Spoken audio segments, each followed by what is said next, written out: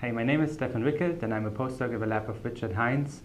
at the Koch Institute for Integrative Cancer Research at MIT in Cambridge. So the image shows the traverse sections through the healthy intestinal glands showing the most common cell types within the human intestine, which are on one end in red colored the mucus secreting goblet cells, and in brown colored the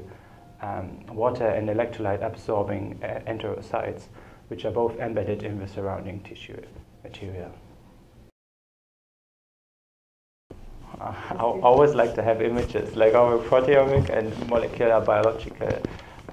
methods. You usually don't see or don't really be able to visualize really what you see within a given tissue. You have an overview, you have an idea on something is present or not, but you don't really see where is it really within a tissue. And immunofluorescence, immunohistochemistry are the two ways really to localize something using antibodies and antibody stainings to really show a certain protein within a given tissue at a certain area. So the main problem right now is that specific antibodies for use for diagnostic purposes in routine pathology are not really many, and are unfortunately rare. So the main goal right now is to get to know the ability of lots of commercially available antibodies and antibodies which you can get from different people from around the world, and lots of collaborators kind of accumulating these antibodies to the proteins of interest,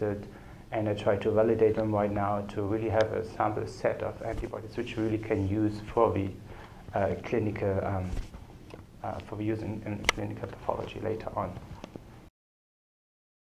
I think the most interesting for me on this image is that I'm able to stain with different colors multiple cells within an organ to show the complexity of a tissue and the organ itself. So just again to say that with the approach I have done, I'm trying to